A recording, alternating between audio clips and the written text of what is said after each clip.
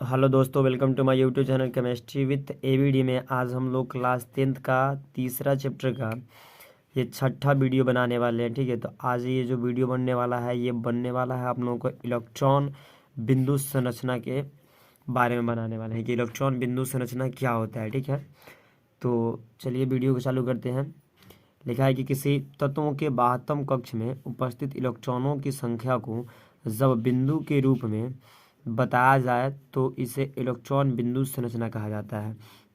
यानी फिर से एक बार डिफिनेशन देखिए कि किसी तत्वों के बाह्यतम सेल का मतलब होता है कि सबसे लास्ट वाला अंतिम सेल संयोजी सेल में जो इलेक्ट्रॉन होता है उसको जब बिंदु के रूप में यानी डॉट के रूप में दर्शाया जाता हो तो उन्हें हम बिंदु संरचना कहते हैं। जैसे यहाँ एग्जाम्पल बताया गया है कि सोडियम जिसका परमाणु संख्या होता है 2 8 और 1 जो होता है इसका परमाणु संख्या होता है 2 8 और 1। ठीक है, तो यहाँ पे आप देख सकते हैं कि इसकी बाह्यतम सेल में 1 इलेक्ट्रॉन है, इसी को यहाँ पे डॉट के रूप में दर्शाया गया है। ठीक है, यानी 1 इलेक्ट्रॉन है तो 1 डॉट दर्शाया गया है। यहाँ नीचे वाला में देखिए जैसे नाइट्रोजन का परमाणु संख्या 7 होता है, इसका इलेक्ट्रॉनिक विन्यास 2 और 5 होता है। तो इनके बाह्यतम सेल में 5 इलेक्ट्रॉन है, तो इनको पाँचों को दर्शाने के लिए सबसे पहले आपको नाइट्रोजन लिख देना है। 4 दिशाओं में 4 इलेक्ट्रॉन रखना है, 4 दिशाओं में 4 इलेक्ट्रॉन, लेकिन इनके बाह्यतम सेल में 5 इलेक्ट्रॉन है, तो आपको जिधर मन करता है उधर आप जोड़ा लगा सकते हैं। ठीक है, तीसरा एग्जाम्पल दिया गया है ऑक्सीजन की परमाणु संख्या होता है 8, इसके बाह्यतम सेल में 6 इलेक्ट्रॉन है।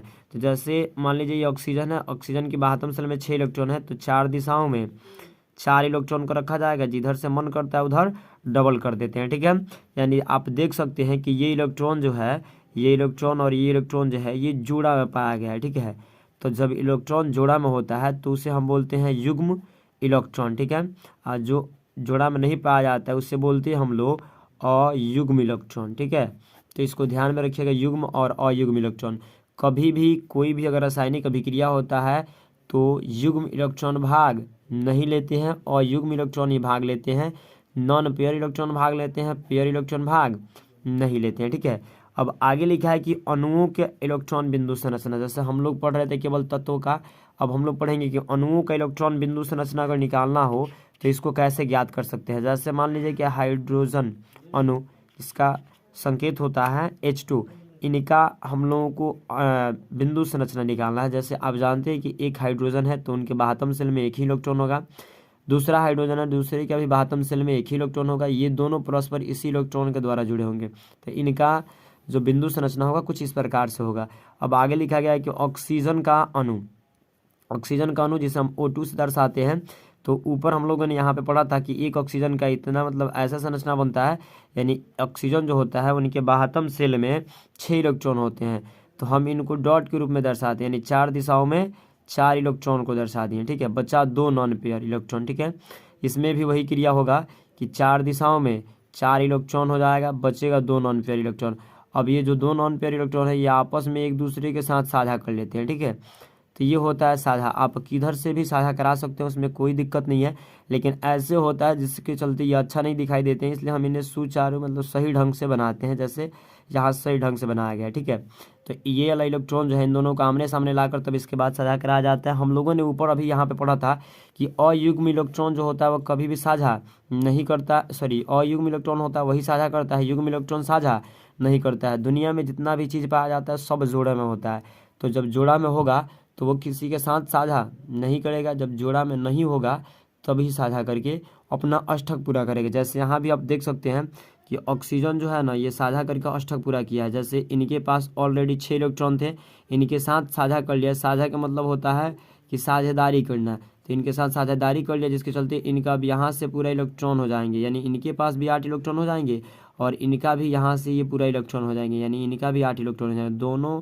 ऑक्सीजन का 8 इलेक्ट्रॉन हो जाएंगे। ठीक है, आगे लिखा है क्लोरीन अणु जिसे हम Cl2 से दर्शाते हैं। तो एक Cl के पास जो होता है, यहाँ देखिए एक Cl जो होता है, Cl के परमाणु संख्या 17 होता है, यानी इनका इलेक्ट्रॉनिक विन्यास 2 8 और 7 होंगे, यानी बाह्यतम कक्ष में इनके 7 इलेक्ट्रॉन है। इनको जब डॉट के रूप में दर्शाएंगे तो पहले 4 दिशाओं में 4 इलेक्ट्रॉन, अब बचा 3 इलेक्ट्रॉन, तो इनको हम जहाँ से मन करता है डबल कर सकते हैं। बाकी एक जो होता है वो नॉन पेयर इलेक्ट्रॉन बच जाता है। ये नॉन पेयर इलेक्ट्रॉन जो होता है यही दूसरे क्लोरीन के साथ साझा करते हैं, यानी इनका जो संरचना बनेगा डॉट बिंदु का ऐसे होता है और एक नॉन पेयर बच जाता है। फिर दूसरा भी आपके पास क्लोरीन होता है, उनका संरचना ऐसे हो जाता है। ये दोनों आपस में इलेक्ट्रॉन साझा कर लेते हैं। अब इसके लिए ये हो जाता है इलेक्ट्रॉन और इनके लिए ये इलेक्ट्रॉन साझा वाला होता है, जिसके चलते इनका अष्टक पूरा हो जाता है। तो यहाँ गिनिएगा 2 इलेक्ट्रॉन, यहाँ 2 4 2 6 7 8, यानी इस क्लोरीन के लिए भी 8 इलेक्ट्रॉन, इसके लिए गिनिए तो 2 2 4 2 6 और ये 2 8, यानी इनका भी अष्टक पूरा हो जाता है। इस तरह से हम लोग इलेक्ट्रॉन बिंदु निकालते हैं अणुओं का। अब हम लोग को देखना है कि आयनों का इलेक्ट्रॉन बिंदु संरचना कैसे ज्ञात हो सकता है। आयन का, आयन या तो प्लस हो सकता है या फिर माइनस हो सकता है। जैसे आप देखिए क्लोरीन आयन दिया गया, सॉरी क्लोराइड आयन दिया गया है, यानी Cl माइनस। आप जानते हैं कि Cl माइनस कब होगा, जब वो एक इलेक्ट्रॉन को ग्रहण करता है तब जाके वो Cl माइनस होता है। तो ऑलरेडी इनके पास इनका इलेक्ट्रॉनिक विन्यास होता है 2 8 और 7, यानी 7 होता है तो माइनस चढ़ा है, इसका मतलब कि ये एक इलेक्ट्रॉन को ग्रहण किया है। तो इनके बाहतम सेल में अब 7 ना होकर 8 इलेक्ट्रॉन हो जाएंगे। जब 8 इलेक्ट्रॉन हो जाएंगे तो इनकी संरचना जो होगी कुछ इस प्रकार से बनेगी कि इनकी चारों दिशाओं में इलेक्ट्रॉन जो होंगे पूर्ण रूप से भरे होंगे और यहाँ पे माइनस लगा होगा, ठीक है। उसके बाद ऑक्साइड आयन दिया गया है, यानी O माइनस दिया गया है। तो आप जानते हैं कि ऑक्सीजन की परमाणु संख्या जो होता है वो 8 होता है, 2 और 6 होता है, लेकिन इन पर 2 माइनस चढ़ाया गया, यानी ये 2 इलेक्ट्रॉन को ग्रहण किया, जिसके चलते इनका परमाणु संख्या अब 72 कक्ष का 8 हो गया है। तो जब इसको डॉट के रूप में दर्शाएंगे तो O का O आइए 4 दिशाओं में 2 2 इलेक्ट्रॉन हो जाएगा, ठीक है, यानी 8 इलेक्ट्रॉन हो गए, ये 2 इलेक्ट्रॉन को ग्रहण किया था। अब लिखा है सल्फाइड आयन। सल्फाइड आयन यानी सल्फर जो होता है इन पे 2 इलेक्ट्रॉन होते हैं। जैसे सल्फर के परमाणु संख्या जो होता है 16 होता है। जैसे आप जानते हैं कि सल्फर के परमाणु संख्या जो होता है 16 होता है, इनका इलेक्ट्रॉनिक विन्यास हो जाएगा 2 8 और 6, यानी बातम सेल में 6 इलेक्ट्रॉन है, लेकिन इन पे 2 माइनस किया गया, इसका मतलब कि ये 2 इलेक्ट्रॉन को ग्रहण किए, इसलिए ये अब 8 हो जाएगा, ठीक है। तो 8 को जब डॉट के रूप में दर्शाइएगा तो यानी 4 दिशाओं में 4 इलेक्ट्रॉन, बच्चा जो इलेक्ट्रॉन होता है उसको हम डबल कर देते हैं, यानी कि 4 दिशाओं में 2 2 इलेक्ट्रॉन, यानी पेयर्ड इलेक्ट्रॉन होंगे। ये 2 इलेक्ट्रॉन को ग्रहण किया, इसलिए इस पर -4 चढ़ा है, ठीक है। तो इस तरह से होता है आयनों का dot symbol, electron dot symbol या इलेक्ट्रॉन बिंदु संरचना होता है। अगर वीडियो अच्छा लगे तो लाइक शेयर और चैनल को सब्सक्राइब जरूर।